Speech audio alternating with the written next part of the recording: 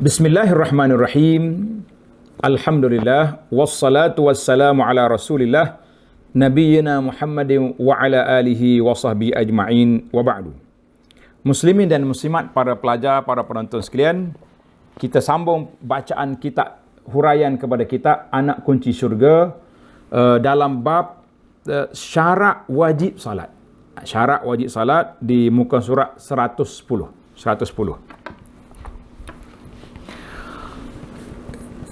Dia syarat ni ada dua tanda, tuan-tuan. Syarat ada dua. Satu dia panggil syarat wajib. Syarat wajib.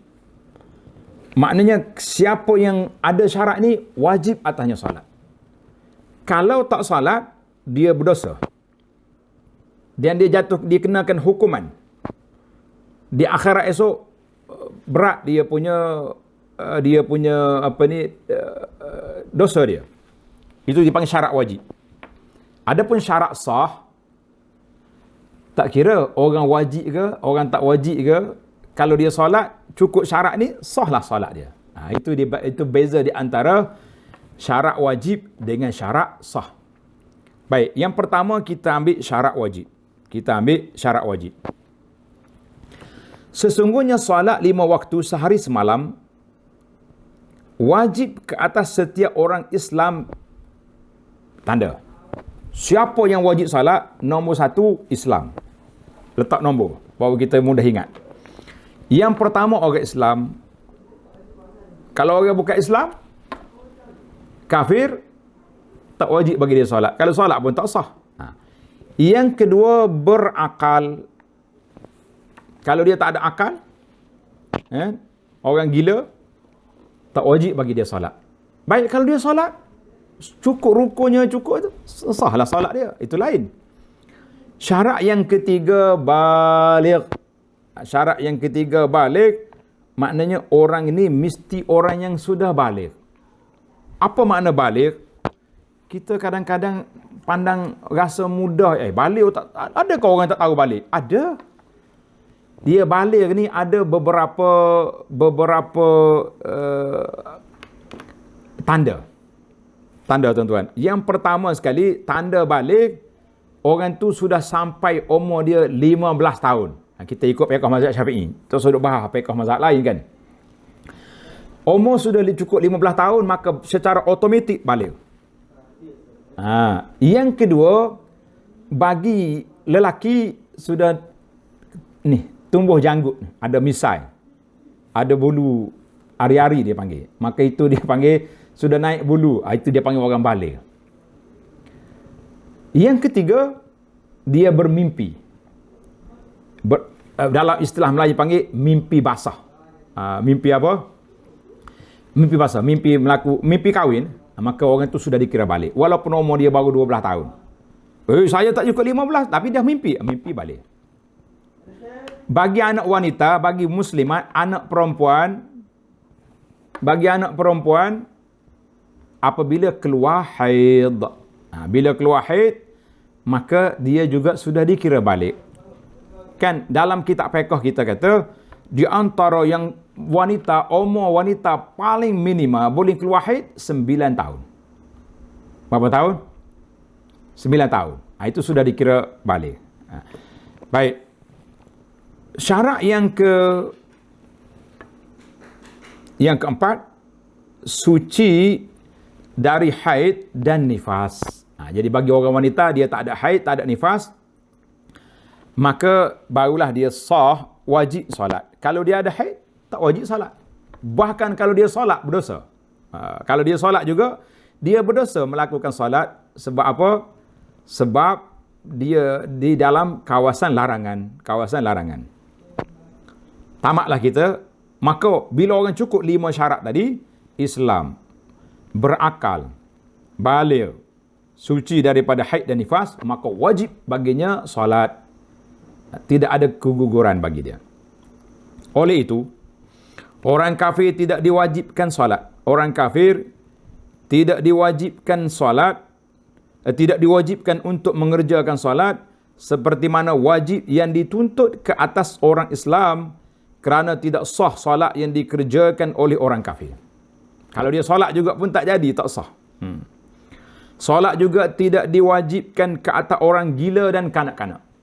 Anak-anak kita tak wajib solat. Tetapi Nabi kita sallallahu alaihi wasallam minta kita didik daripada kecil. Daripada budak.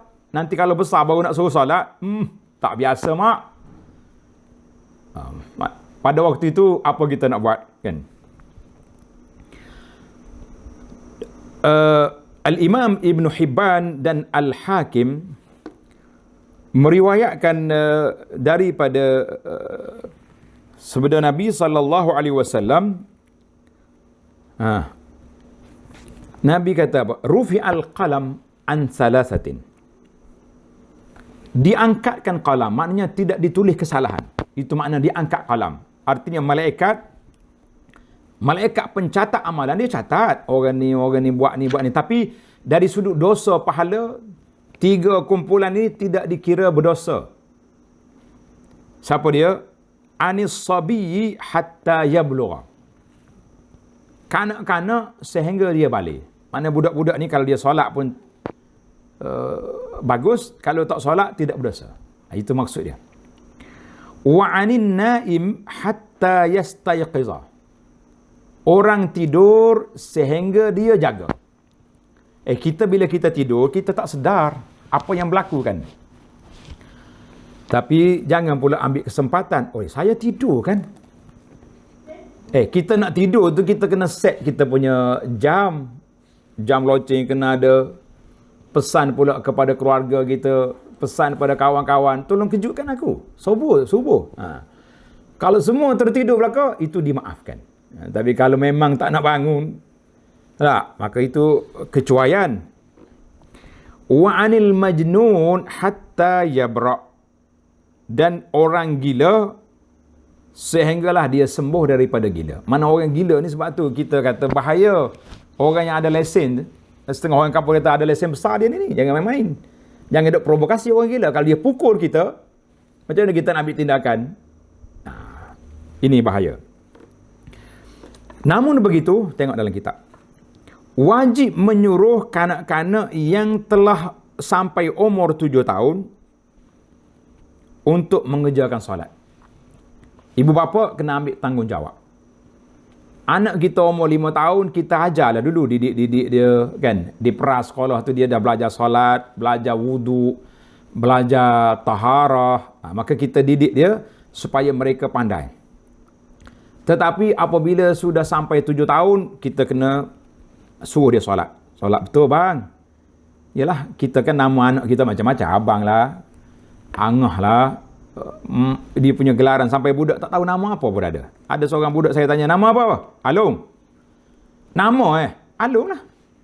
Sebab mak dia daripada kecil duk Alung situ sampai tua Alung, kan. Kita panggil anak, kita kata nama awak Muhammad, Alung tu panggil-panggil je. Dan wajib memukul kanak-kanak yang meninggalkan solat apabila mereka telah sampai umur 10 tahun. Bila sampai umur 10 tahun, fadribu. Nabi kata pukul. Pukul di sini bukan makna kita macam mengamuk setengah ni. Minta maaf lah, kan. Ibu-ibu, ayah-ayah ni yang garang ni. Oi, main ni. Saya dengan tali getah ni. Bagilah. Bukan begitu. Umur 10 tahun kita pukul maknanya ulah telinga lah, kan. Ulah telinga, cubit telinga, bagi amaran ni rotan ni. Sebab tu ada dalam asar mengatakan setiap rumah tu kena ada rotan tersangkut di dinding. Kalau nampak anak tak nak salat, ni tengok ni. Ni nampak ni. Nampak? Nak solat kan nak ni? Tunjuk je rotan, jangan rotan. Maknanya kita lebih kepada menakutkan dia lah supaya dia tak berani tinggal solat. Ni kita kata alhamdulillah. Jadi apabila sudah balik tak solat juga, ini jadi masalah. Bila sudah balik tak solat juga, ketika itulah barulah kita kena ambil tindakan keras. Kamu sudah balik, sudah sampai umur, tak solat berdosa. Ketika itu kita kena ambil tindakan, tak boleh lagi kita biarkan anak kita, tak apalah budak zaman sekarang ustaz, nak buat macam mana? Nak buat macam mana apa? Kita sebagai bapa kena buat macam mana lah, kena ambil tindakan, tak boleh nak buat macam mana gitu kan. Kita kena mesti tegas dalam mendidik anak-anak. Dalam hadis Nabi SAW, murus sabiyya bis salati idza balagha sab'a sinin. Ini hadis jelas. Nabi kata, suruh ajar anak-anak kamu, kanak-kanak kamu apabila mereka sudah berumur 7 tahun. Wa idza balagha 10 sinin fadribu 'alaiha. Apabila mereka sudah sampai 10 tahun, pukul. Nah, ini pukul ni maknanya ambil tindakan lah. Jangan pukul, ambil rotan macam kita buat dia ni kesalahan besar. Dia belum berdosa lagi tu. Belum berdosa. Selagi tak balik, dia tak berdosa. Cuma kata orang, istilah Melayu kata apa? Kalau kita nak betulkan buluh dari rebung, nak didik anak dari kecil, bukan tunggu besar. Sama juga dalam masalah pendidikan pakaian kanak-kanak. Waktu kecil kita duk ajar dia pakai, yang anak-anak perempuan ni, waktu kecil kita ajar dia, bebaskan dia pakai baju yang tak untuk aurat, nampak bulu ketiak, bulu ketiak tak ada lagi kan budak, nampak ketiak dan macam-macam tak cukup saiz. Bila dia dah besar, dia sudah terbiasa. Kita nak tukar dia tutup aurat jadi new normal bagi dia, jadi satu benda yang asing.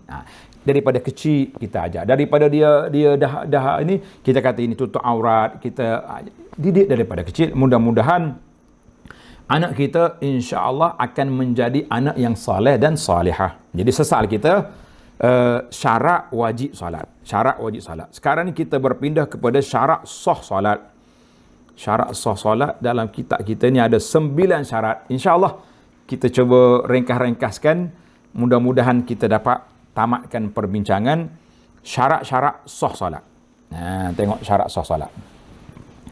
Muka surat 111 bagi jemaah yang ada kitab asal, kitab Jawi, muka surat 37. Muka surat 37 syarat-syarat sah sembahyang. Tuan Syekh kita rahimahullah Abdul Qadir, dia guna sembahyang. 9 syarat sah solat. Disyaratkan pada sah sembahyang itu 9 perkara. Ini bahasa kitab lama ni ada seni dia sendiri kan. Tuan-tuan yang baca kitab lama seronok. Disyaratkan sah sembahyang itu 9 perkara. Kita baca pun kena ada seni, kena ada lagu dia juga. Baru dia jadi dia punya zauq, dia punya zauq itu ada kan. Kita punya baca 9 perkara. Baik. Yang pertama, letak nombor. Kita letak nombor yang pertama, menghadap kiblat. Menghadap ke arah kiblat kerana firmanullah Ta'ala, Allah Ta'ala sebut dalam Al-Quran, a'udzubillahi minasyaitanirrajim, fawalli wajhaka syatral masjidil haram, maka hendaklah palingkan olehmu akan muka engkau, hendaklah kamu palingkan wajahmu ke arah Masjidil Haram. Kenapa Allah sebut fawalli? Palingkan mukamu. Ada cerita ayat ni. Teman-teman nak dengar, sabarlah kan. Mula-mula Nabi SAW waktu di Mekah, Nabi kita duduk sini, Kaabah depan. Belakang dia tu Baitul Maqdis. Bila sampai ke Madinah, tuan-tuan kena ingat, Madinah ni kita sudah bertukar 360 darjah. Maknanya Kaabah di sini, Baitul Maqdis depan kita. Maknanya bila kita ngadap Baitul Maqdis, kita membelakangi Kaabah. Timur barat. Syarriqu wa gharribu, kata. Utara selatan, maaf. Jadi Nabi kita sallallahu alaihi wasallam dia suka menghadap ke arah Baitul Maqdis, menghadap ke arah Baitullah. Nabi kita suka menghadap ke arah Baitullah. Maka Nabi duk tunggu tengok bilalah Allah Ta'ala nak izinkan dia boleh hadap ke Baitullah.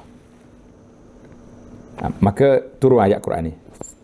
Fawalli wajhaka syatral masjidil haram. Hadapkanlah mukamu ke arah masjid haram.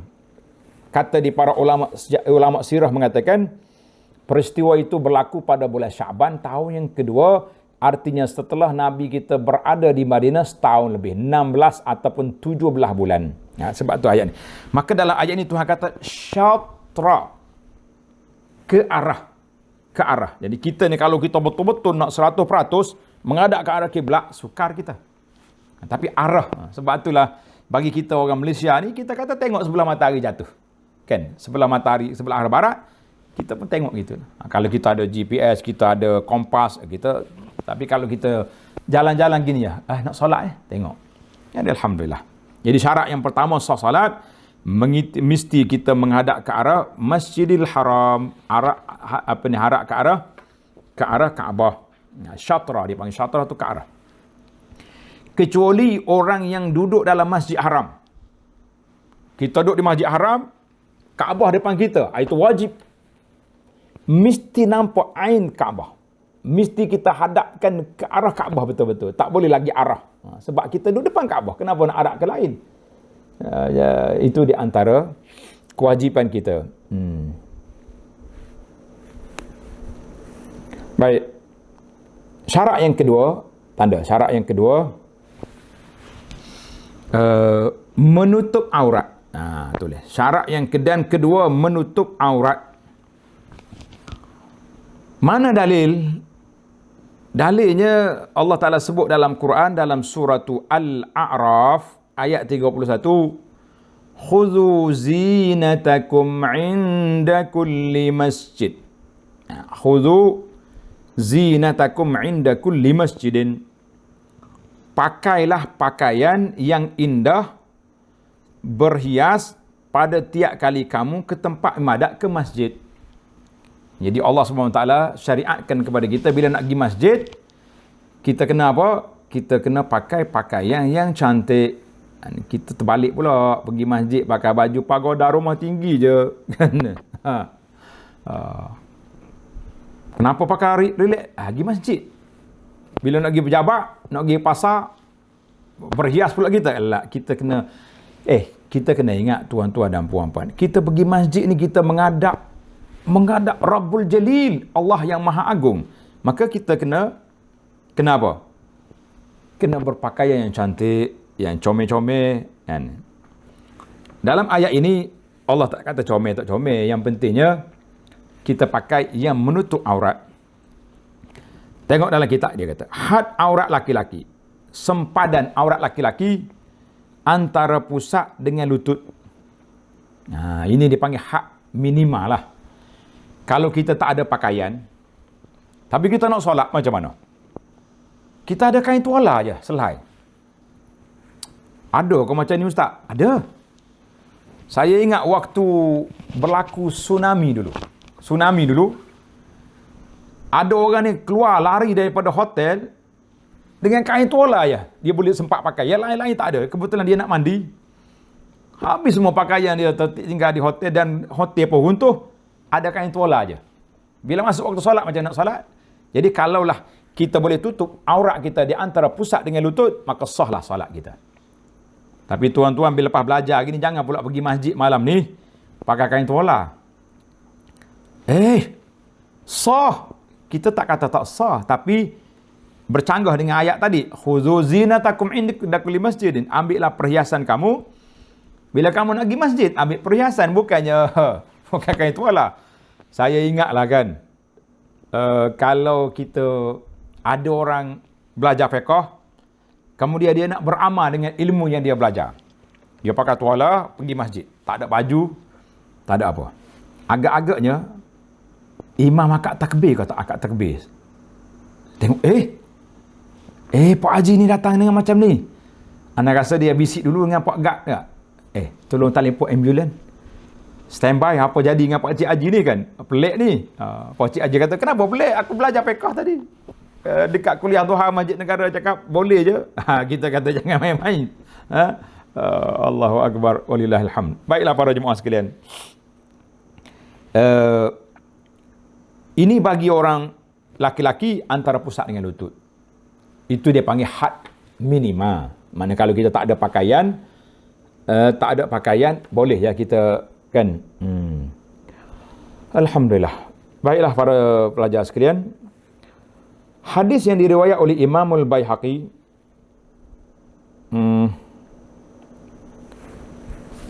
Nabi kita sallallahu alaihi wasallam bersabda, "Idza zawwaja ahadukum khadimahu 'abdahu aw ajirahu fala yanzurna ila ma duna surrati wa fawqa rukbati." Ya. Apabila seorang dari kamu mengahwinkan jariahnya, hamba dia. Zaman dululah, sekarang ni dah tak ada hamba lagi. Memperhambakan orang ada, tapi hamba sudah tidak ada, kan?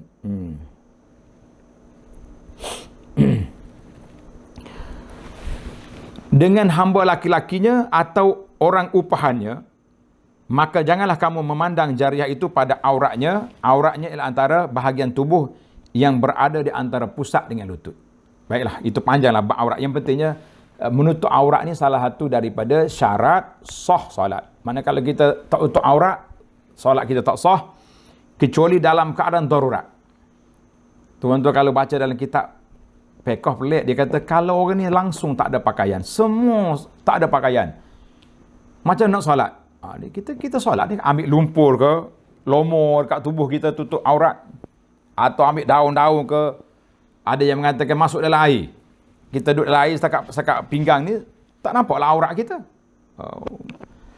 Dan ada juga yang mengatakan kalau semua tak ada pakaian, macam nak solat jemaah, tak ada imam kat depan. Imam pun duduk satu saf, satu baris je duduk.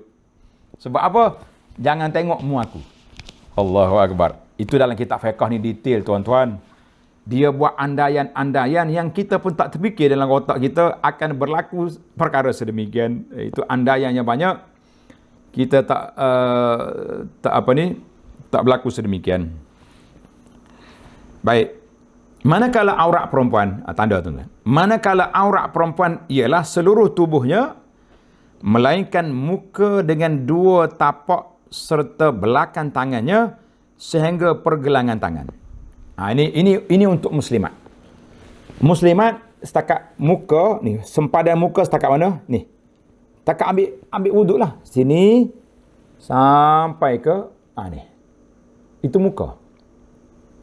Tangan setakat ni. Pergelangan tangan ni. Sampai sini kan. Sebab itu wanita kita ni digalakkan pakai stongan.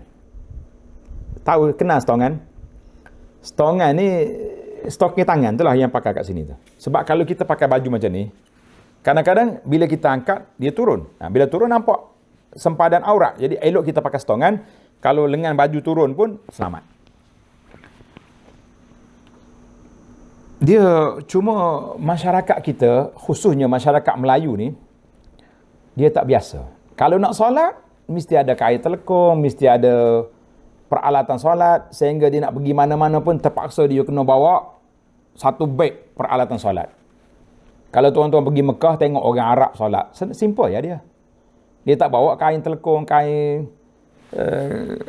peralatan solat. Sebab bagi dia pakaian yang sudah ada ni, yang penting kita tutup tangan setakat ni, telekung kita sudah pakai di sini, kita pakai stokin di kaki, alhamdulillah boleh solat.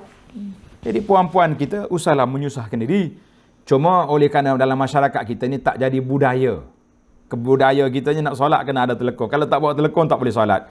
Musim Covid ni pula arahan kata tidak boleh disediakan telekung solat di RNA, di surau dan sebagainya, sebab dia tak mau bergilir, tak mau tukar-tukar orang, nanti bahaya kan.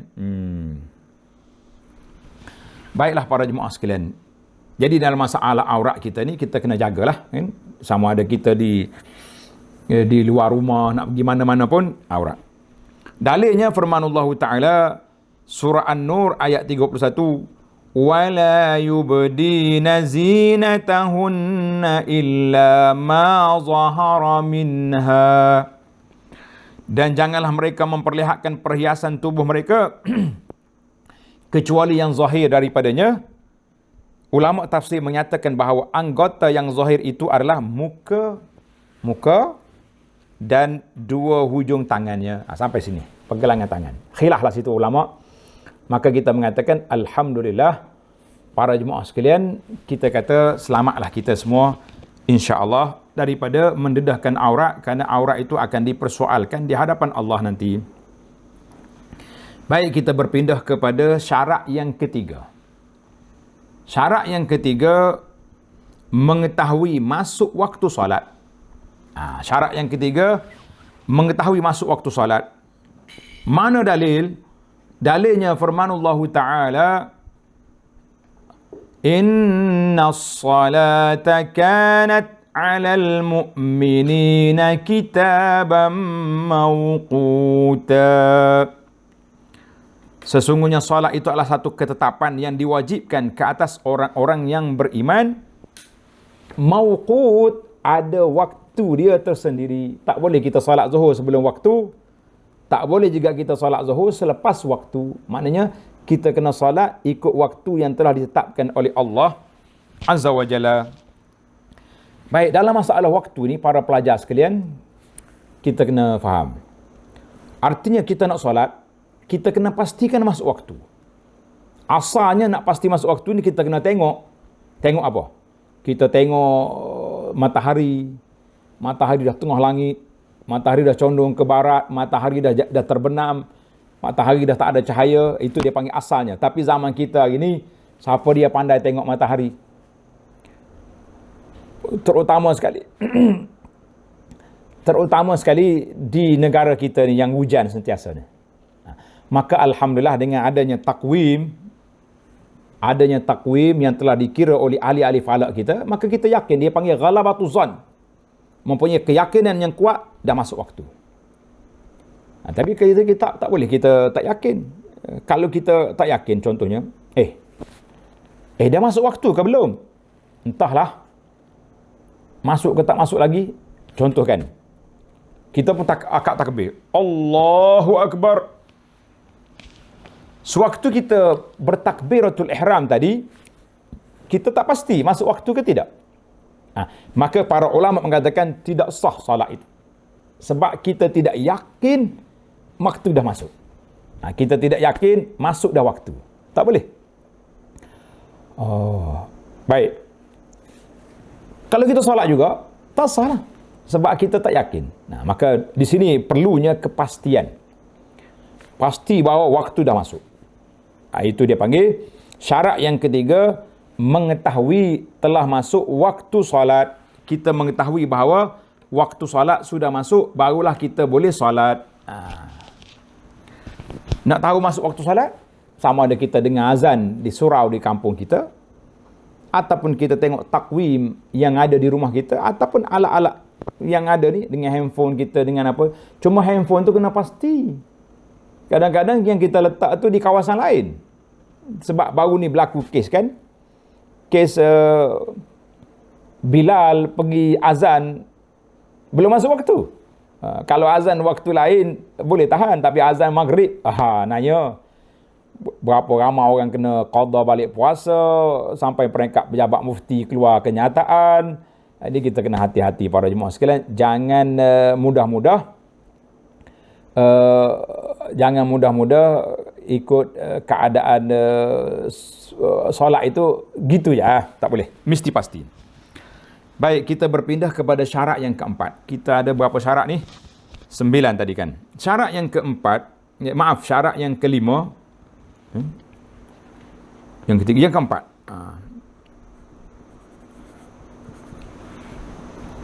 Tak, yang keempat betul.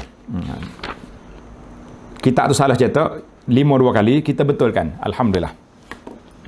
Syarat yang keempat, tulis syarat yang keempat, suci dari hadas kecil dan hadas besar. Maknanya kita nak solat ni pastikan kita kena bersih dari hadas kecil dan hadas besar, berdasarkan kepada sabda Nabi sallallahu alaihi wasallam, miftahus salati at-tuhur. Miftah as-salat tuhur, maknanya kunci kita nak solat itu at-tuhur, maknanya suci. Dalam hadis kata wa tahrimu takbir, permulaan solat itu dengan takbir, dia panggil takbiratul ihram. Wa tahlilu taslim, dan menghalalkan. Maknanya kita keluar daripada solat itu dengan cara mana? Dengan kita bagi salam, Assalamualaikum. Maka di sini para pelajar sekalian, kita kena pastikan kita nak solat itu kena ada wudu.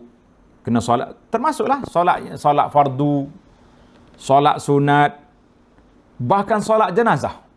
Solat jenazah, maknanya kita kena pastikan kita berwudu. Kalau tak ada wudu, tak sah solat. Timbul lagi soalan. Sebelum ditanya, saya tanya, kan,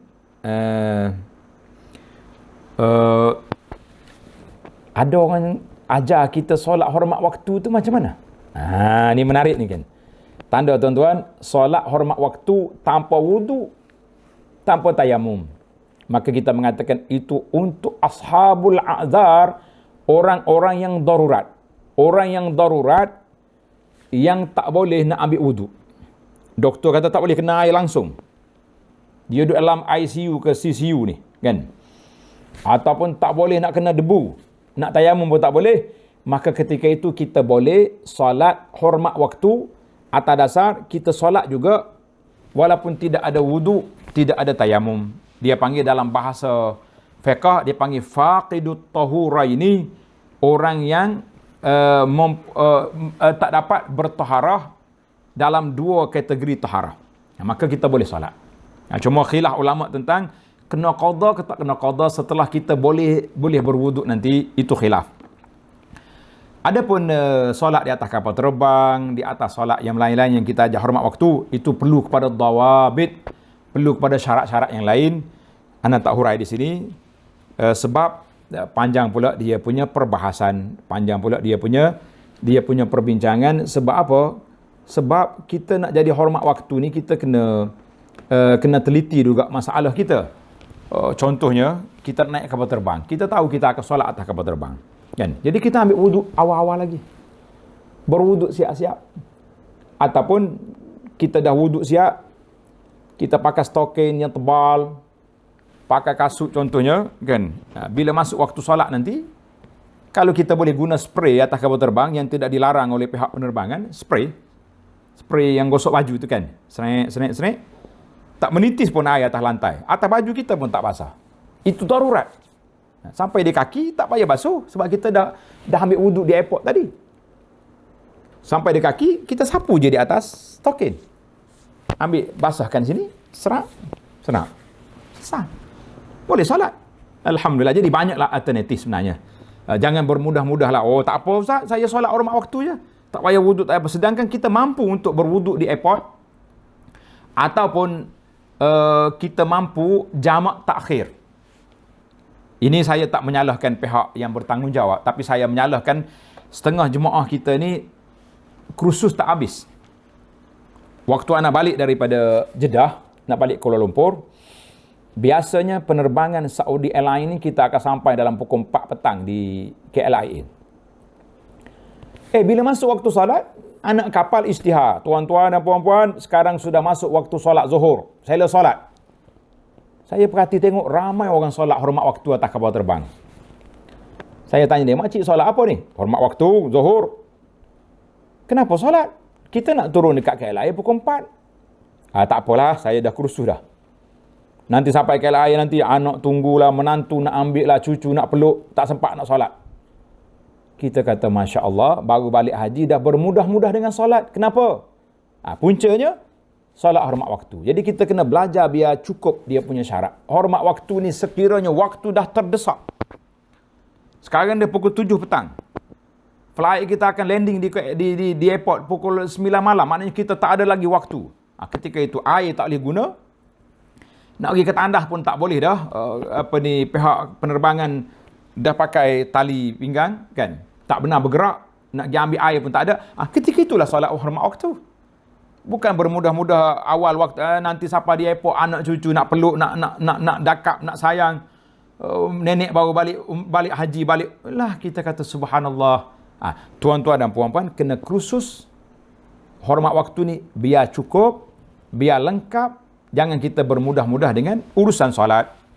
Baik, kita berpindah kepada yang kelima, kan. Syarat sah solat yang kelima, suci dari najis. Suci dari najis pada badan, pakaian dan tempat. Nah, ini syarat. Dalil dia firman Allah Taala dalam surah Al-Muddathir, qala Allah Taala, ayat yang keempat, wa thiyabaka fatahhir, dan pakaianmu maka hendaklah engkau bersihkan. Pakaian kamu hendaklah engkau bersihkan. Jadi alhamdulillah Allah Taala perintahkan pakaian kita kena bersih, termasuklah tubuh kita kena bersih, tempat solat kita kena bersih. Jadi di sini kita kena perhatikanlah baju yang kita nak pakai itu bersih dari sudut bahannya dan juga kebersihan dia daripada segala kotoran yang terkena padanya. Jadi kita selesaikan dalam perkara ini para pelajar sekalian. Cuma timbul 2-3 soalan ya yang hampir sama ya. Orang duk tanya tentang ni kita guna mesin basuh ni. Kan kita mesin basuh ni kita campur semua dalam tu, pakaian anak, pakaian ni. Ada orang kata tak boleh buat solat. Kita ni kadang-kadang teliti lebih sangat kan?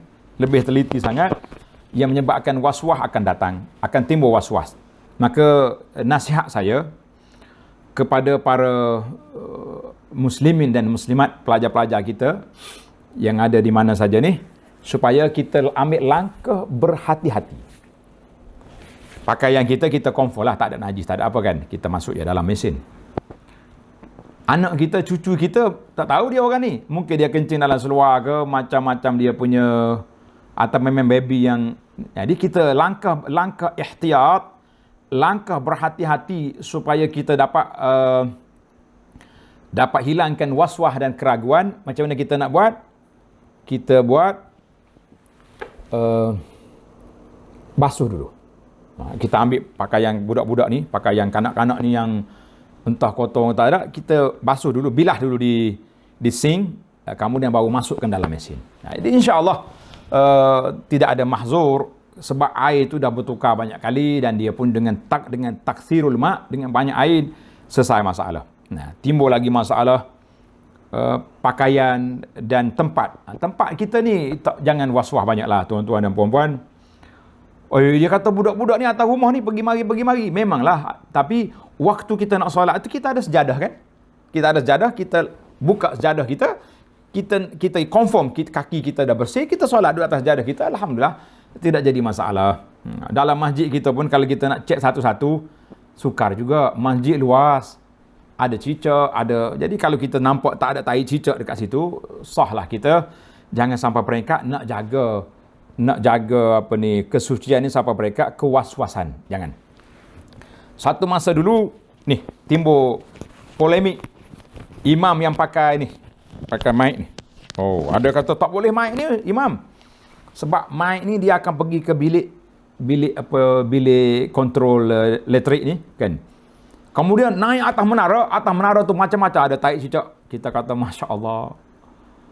Telitinya awak sampai peringkat was-was macam ni, jangan sampai situ kali. Jadi kalau benda tu tak ada depan kita, data wayar yang kita di baju kita ni tak ada najis, tak ada lah tu. Jangan duk cari sampai atas menara kan. Baik para pelajar sekalian, kita berpindah kepada syarat sah salat yang keenam. Syarat sah salat yang keenam, meninggalkan percakapan selain daripada membaca ayat Quran, zikir dan doa. Itu syarat. Dalam sebuah hadis yang panjang, dia panggil hadis Muawiyah bin Hakam Al-Sulami. Muawiyah ibn Al-Hakam Al-Sulami radhiyallahu anhu, dia ni di awal masuk Islam dulu, mereka duk solat dengan Nabi, tiba-tiba ada seorang tu bersin. Bila dia bersin, mereka dah belajar sunnah. Orang bersin ni kita kena kata alhamdulillah yarhamukallah. Dia pun kata yarhamukallah. Muawiyah ni pergi cakap yarhamukallah. Orang pakat tengok dia. Apa awak dalam solat jawab macam ni? Jadi aku pun marah dengan orang tu kan. Jadi ada yang tepuk paha macam-macam lah. bila selesai daripada solat, dia pun pergi Nabi SAW panggil dia. Nabi ajar dia, ya Muawiyah, kalau dalam solat jangan duduk cakap lagi benda lain. Yang kita boleh solatnya, boleh Nabi kata, inna hazihi solat kita ini la yasluhu fiha syai'un min kalamin nas. Tak boleh lagi cakap dengan orang. Tak boleh lagi bercakap dengan orang. Yang kita bolehnya apa dia? Innama huwa tasbih, takbir, baca Quran, doa, itu dibenarkan. Baca Quran pun kena tengok tempat. Baca Quran kita boleh baca waktu kita berdiri, qiyam. Waktu rokok dengan sujud, tidak lagi baca Quran. Di sana tempat kita berapa? Tempat kita beristighfar, kita tasbih, kita puji Allah Azza wa Jalla, itu tempat kita dalam sujud, dalam rokok. Tetapi, tanda ni para pelajar, sekiranya kita guna ayat Quran sebagai doa, macam Rabbana atina fid dunya hasanah, kan ayat Quran tu. Tapi kalau kita jadikan dia doa, maka boleh kita baca dalam rokok, dalam sujud sebagai doa. Rabbighfirli wa liwalidayya, kan? Boleh kita baca. Rabbi ja'alni muqimas salati wa min zurriyati. Semua ayat-ayat Quran yang dijadikan doa boleh kita baca dalam rokok dan dalam sujud. Ada lagi soalan, dia kata, Ustaz, bahasa Melayu boleh sebut? Kita kata kalau dia tu dalam doa kita tu ada benda yang Melayu kita nak sebut, boleh kita sebut. Contohnya, Allah marzuqni sayyaratan Toyota. Ya Allah, rezeki aku kereta Toyota. Toyota tu walaupun nama Jepun, kan? Boleh je Honda. Boleh je kita sebut, tak payahlah tambah alif lam. Allah marzuqni sayyaratan al-Honda. Nak suruh bunyi Arab. Tak perlu sampai peringkat begitu sekali. Allahu Akbar. Baiklah para pelajar sekalian, yang pentingnya dalam solat kita tak boleh bercakap, cakapan manusia. Yang kita boleh baca Quran, tasbih, takbir dan doa, itu yang dibenarkan. Syarat yang ketujuh, mengetahui tentang perbuatan dalam solat. Iaitulah mengetahui setiap perkara yang fardu dan perkara yang sunat. Ni kita nak belajar ni. Yang ni rukun solat, yang ni sunat solat. Kerana dikiaskan dengan setiap amalan yang lain daripadanya, seperti wuduk. Wuduk kita kena tahu rukun wuduk berapa, sunat wuduk berapa. Tetapi jika orang awam, dengar ni, ini menariknya kitab Tuan Syekh kita ni, diberi kepada kita kelonggaran. Bagi orang awam, orang ramai ni mengiktikadkan bahawa semuanya adalah fardu ataupun sebahagiannya fardu dan sebahagian lagi sunat, ataupun tidak membezakannya. Jika ia tidak menentukan yang sunat sebagai fardu, maka sahlah salatnya. Alhamdulillah. Kata Alhamdulillah. Ya, ada setengah kitab ni dia berat sangat. Kita kena pastikan ini fardu, ini sunat, baru sah salat. Tuan Syekh kata, kamu jangan asingkan. Dalam solat kita ni bermula daripada angkat takbir, Allahu Akbar, takbiratul ihram sampai ke bagi salam. Di sana ada yang sunat, ada yang fardu, rukun, ada yang sunat ab'ad, dan ada yang sunat hay'ah. Jadi kita kata dalam solat ni merangkumi semua, tanpa kita pisah-pisahkan, maka sahlah solat kita. Katalah tuan-tuan dan puan, Alhamdulillah. Senang kalau kita. Tapi jangan ingat, jangan menganggap yang rukun pula sunat. Baca Fatihah ni sunat lah. Rokok tu sunat lah. Kalau kita tak mampu, campur semua sekali. Kalau kita mampu nak asingkan, dipersilakan. Itu saya bagi anak lah. Yang ketujuh ni lebih baik kita jangan diasing-asingkan lah. Kita kata Alhamdulillah ada rukun, ada sunat dalam solat kita ni. Sebahagian dalam kitab dia tulis, satu solat 4 rakaat yang kita lakukan itu ada lebih daripada 500 sunnah yang dapat kita lakukan. InsyaAllah dalam bab solat nanti kita akan bincang sunat hay'ah. Biasa sunat ab'ad ni kita ambil berat. Contohnya kunut, itu dipanggil sunat ab'ad kan. Maka kalau siapa tak solat, dia tak baca sampai peringkat nak ikut tak ikut, kita sujud sawi. Tapi satu lagi sunnah dalam solat, nama dia sunnah hay'ah, sunnah pergerakan dan bacaan. Ini kita kena ambil perhatian lah. Kadang-kadang kita angkat takbir, angkat gitu, tak angkat, Allahu Akbar, macam-macam dia punya cara. InsyaAllah bila sampai dalam bab dia nanti, kita akan bincangkan, kita akan kempen para pelajar supaya menghidupkan sunnah kata dia ulama, satu solat 4 rakaat kita lakukan itu, kita telah menghidupkan lebih daripada 500 sunnah. Subhanallah. Setiap sunnah itu sudah tentu kita berpahala, mendapat pahalanya di sisi Allah Azza wa Jalla. Baik, saya pergi kepada syarat yang ke-8. Tidak menambah rukun fi'li. Apa makna rukun fi'li? Tengok kita. Rukun fi'li iaitu berasal daripada perkataan fa'ala, fi'l. Bermaknanya rukun yang berbentuk amali, kelakuan.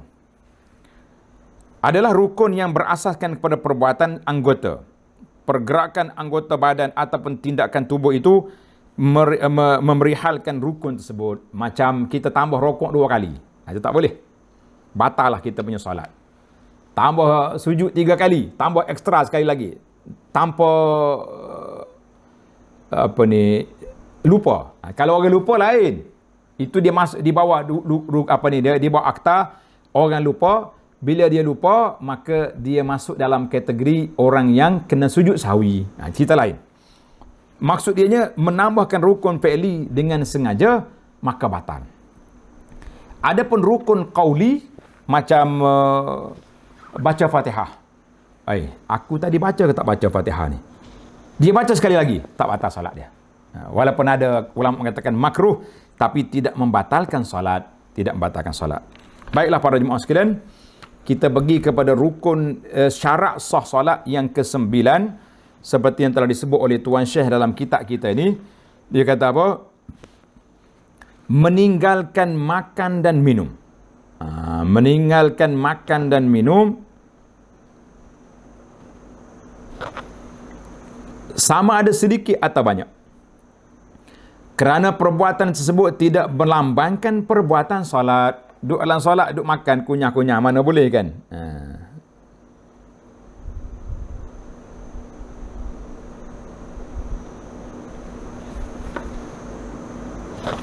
Ada tinggal sikit. Sebelum kita pergi ke sini, ada yang dalam bab 8 tadi ada tertinggal lagi. Ulang balik perkara yang ke-8. Tidak menambah rukun fi'li dengan sengaja. Kita dah faham dah. Dan meninggalkan perbuatan yang keji. Meninggalkan perbuatan yang keji seperti melompat. Kerana dianggap menafikan keadaan solat yang sebenar. Contohlah kita duduk sah yang kedua. Tiba-tiba orang di sah yang pertama batal wuduk. Maka dia keluar kan? Dia keluar daripada saf. Bila dia keluar, kita yang belakang kena naik untuk penuhkan saf.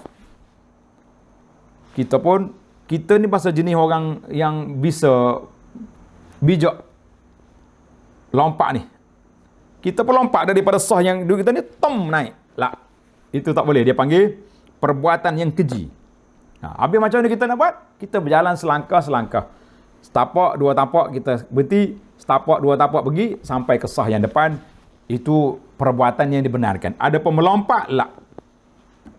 Itu perbuatan yang keji. Kerana dianggap menafikan keadaan solat yang sebenar, juga tidak dibenarkan melakukan perbuatan yang banyak secara berturut-turut sebanyak 3 kali, kerana juga menjadikan solat itu terbatal. Dalam fiqh Syafi'i ini, banyak itu apabila berturut 3 kali. Contohnya, kita melangkah 1, 2, 3. Itu dia panggil berturut-turut. Jadi kita macam mana kita nak langkah untuk penuhkan saf, kita langkah yang pertama 1, langkah yang kedua break. Sambung pula langkah 3, langkah 4. Jangan pergi bak gitu lah. Pakai itu dia panggil 3 kali berturut-turut. Sama juga kalau kita bergerak sana, bergerak sini 3 kali, itu dianggap banyak. Habis, kalau saya tengah solat, tiba-tiba saya dikacau oleh nyamuk. Kena gigit nyamuk, gatal kita kat sini kan. Jangan garu macam ni. Batal dia. Kita ambil ujung jari, letak sini. Letak sini, awak gini. Sampai ke sudah solat pun boleh. Gerak gitu je. Itu dia panggil, bukan satu pergerakan yang banyak. Alhamdulillah. Para pelajar sekalian, tamat yang ke-8, baru kita pindah yang ke-9. Yang ke-9, meninggalkan makan dan minum, sama ada sedikit atau banyak. Tak boleh. Habis timbul lagi soalan. Soalan yang menarik tuan-tuan. Contohnya kita tengah solat. Tengah baca Quran, tiba-tiba keluar sisa makanan yang ada celah gigi. Bila keluar, kita tak sempat nak kontrol, terus dia masuk dalam perut, itu tidak nama makan. Nama dia tertelan. Tertelan yang terkeluar. Itu tidak batal solat, insya-Allah. Habis kalau keluar, kita sempat nak kontrol. Macam nak buat, kita kena ludah. Jadi nak ludah atas masjid sekarang ni, kapek masjid negara baru kita pergi ludah lah, tak boleh. Maka kita kena ambil tisu ke dalam poket kita ni. Kan zaman sekarang lagi senang, kita ada mask ni, kita pakai mask kan sekarang ni. Ludah je kat situ, tuh. Boleh je. Jangan di ludah atas lantai dan sebagainya. Mana asal Nabi kata kalau nak ludah di bawah kaki kita atau belah kiri.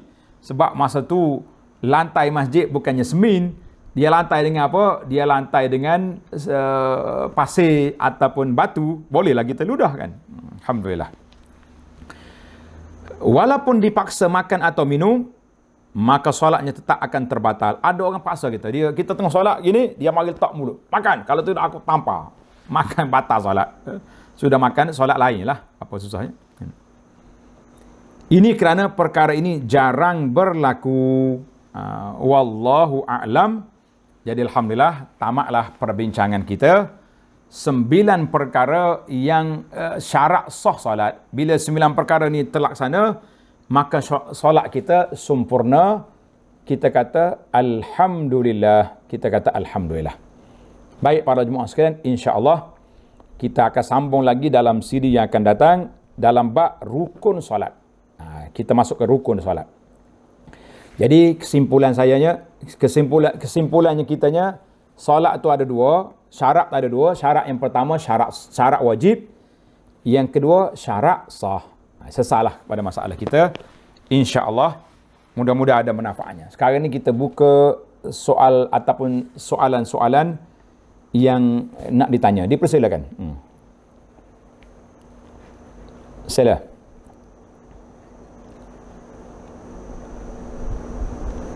Baik, soalan daripada ahli kelas kita ni, kita solat ketika azan berkumandang.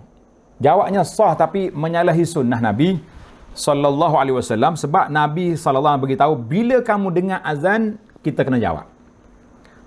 Tapi kalau kita nak solat ketika itu emergency lah, contohnya macam saya dekat airport kan, penerbangan kita jam 2 tengah hari, Zuhur 1.20, jadi kita nak lari lagi pergi ke mana, ke tempat departure, tempat kita nak berlepas, maka kita ada masa. Jadi bila orang azan je masuk waktu, pastikan masuk waktu, kita solat terus, sah.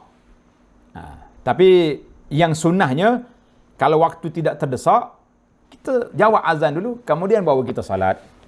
Kecuali, saya jawab lengkap lah, kecuali azan yang kedua pada hari Jumaat. Bagi jemaah yang pergi solat Jumaat, azan kedua pada hari Jumaat, maka kita kena solat ketika azan. Azan kedua. Sebab apa? Apabila selesainya azan, kita kena dengar khutbah. Baru kita nak mula solat. Tak boleh. Silakan soalan yang ada. Soalan ya. Assalamualaikum. Sila. Boleh. Kat mana dia ada tu?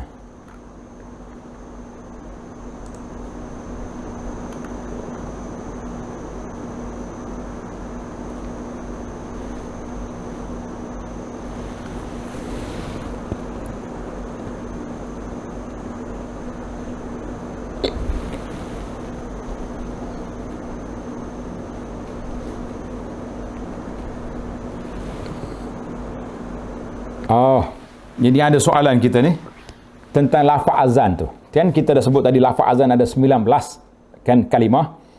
Jadi seeloknya lafaz azan tu lafaz Arabi dan semuanya mengandungi nama-nama Allah, nama Nabi sallallahu alaihi wasallam, maka kita jaga makhraj hayya 'ala salat. Jangan ha dengan ha sama jugalah. Cuma ujung kalimah azan tu ada yang panjang sangat hayya 'ala shalah panjang. Itu ada setengah ulama mengatakan kalau terlebih sangat dia jadi makruh. dan banyak jugalah perbahasan ulama dalam masalah ini. Sebab kita tengok pelik-pelik kan, di Masjid Haram pun sekali dia tarik panjang juga ekor dia tu. Jadi sebab tu azan dia panggil, dalam bahasa azan dia panggil tamdidus saut. Mana kita kena tarik dia punya suara, sebab azan tu kita panggil orang, berbeza dengan iqamat. Iqamat kita tak payah tarik panjang-panjang sebab orang sudah menunggu solat dalam masjid, orang nak solat dah. Jadi kita tak perlu lagi pergi tarik panjang-panjang. Saya jawab ringkas dulu. InsyaAllah. Kalau nak panjang juga, nanti jumpa Bila Masjid Negara, dia terangkan. InsyaAllah. Ustaz Zahir. Baik, silakan soalan yang ada. Ya. Silakan.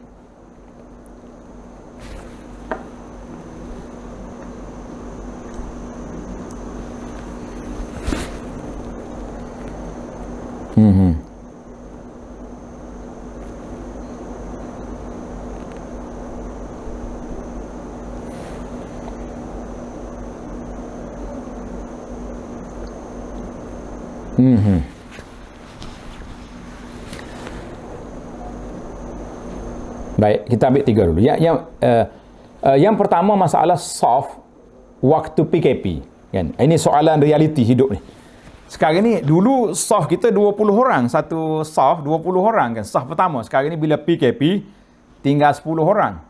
Maka kita kata soft yang pertama itu yang duduk di soft awal itulah. Kalau kita dah undur ke belakang, di PKP ke, tidak PKP ke, maka tetap dinamakan saf yang kedua. Jadi kalau tuan-tuan nak saf yang pertama juga, kena pergi awal lah. Biar kita dapat duduk depan. Itu yang pertama. Yang kedua, masalah iqamat. Ya? Maka bagi wanita, dia boleh iqamat, tapi dia tidak ada azan. Tidak ada azan, dia boleh melakukan iqamat yang disyariatkanlah, Allahu Akbar, cara perlahan saja, sebab iqamat itu tidak ditarik suara dia, boleh kita iqamatkan dia. Apa lagi yang kedua tadi, Ustaz?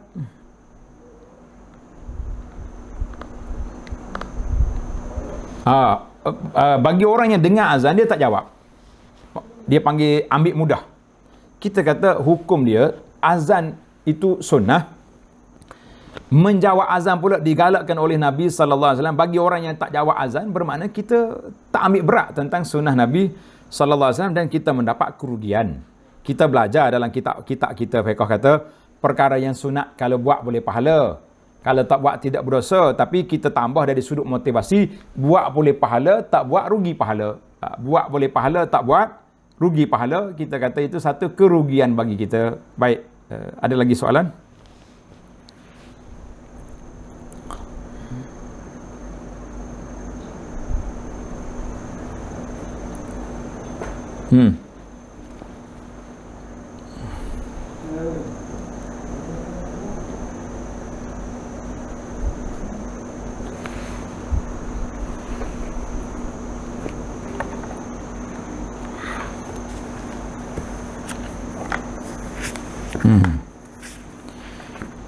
Oh, menarik juga ni kan. Dia panggil soalan realiti ni. Kan dalam azan musim PKP ni kita diajarkan supaya as-salatu fi buyutikum. Solatlah di rumah kamu, kan? Solatlah di tempat kamu. Jadi kita nak jawab macam mana? Jadi kita jawab seperti yang kita jawab yang lain lah. La haula wala quwata illa billah. La haula wala quwata illa billah. Jangan kata as-salatu fi buyutikum. As-salatu khairum minan naum. Jadi kita jawab as-salatu fi buyutikum. Kita jawab seperti jawab yang lain, kita kata la haula wala quwata illa billah. Walaupun di rumah kita, kalau Tuhan tak bantu, tak solat juga kita, kan? Kalau kita tak bantu, kita pun tak solat juga. Maka itu yang sepatutnya. Satu lagi tadi,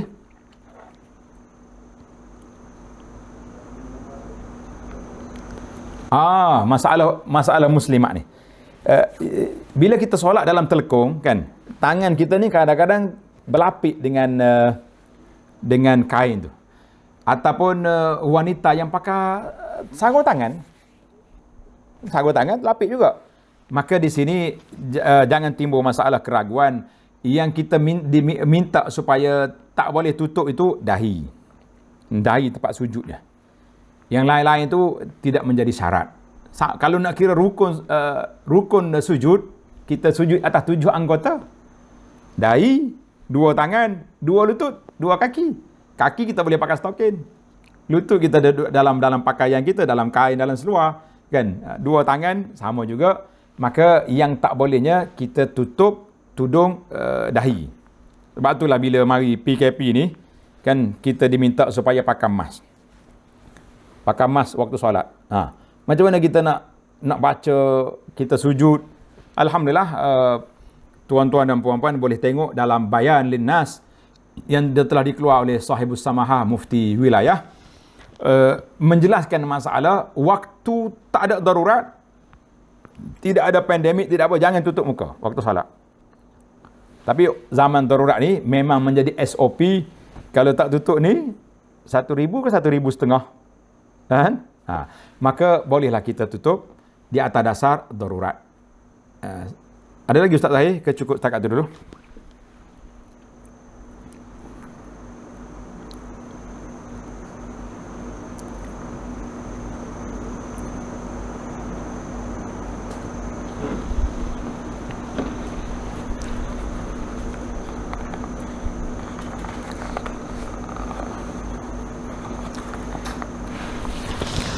Baiklah, Alhamdulillah, tamatlah perbincangan kita pada pagi ini. Jadi ana terima kasih kepada Al-Fadhil Ustaz Imam Sar, Al-Fadhil Ustaz Zahir selaku penyelaras kelas pengajian kita Kuliah Duha Masjid Negara, dan semua para pelajar yang ada dalam grup kita ni ataupun yang ada di luar sana. Semua kita mengatakan mudah-mudahan Allah Ta'ala beri berkat kepada kita, ilmu yang kita dapat, yang kita belajar dapat kita amalkan, dan juga insya-Allah walaupun kita PKP, kita terkurung di rumah kita, tapi Alhamdulillah peluang untuk kita belajar, menimba ilmu itu masih lagi luas. Jadi para jemaah sekalian, jangan disempitkan apa yang Allah Ta'ala luaskan, dan jangan diperluaskan apa yang Tuhan sempitkan. Contohnya perkara-perkara yang tak baik tadi, jangan diperluaskan. Jadi anak akhiri dengan, insya-Allah kita sambung dalam bab rukun solat, kan? Rukun solat. Kita akhiri dengan tasbih kafarah, subhanakallahumma hamdika, asyhadu an la ilaha illa anta astaghfiruka wa atubu ilaik, wa sallallahu ala nabiyyina Muhammad wa ala alihi wa sahbihi ajma'in, walhamdulillahi rabbil alamin, wassalamu alaikum warahmatullahi wabarakatuh.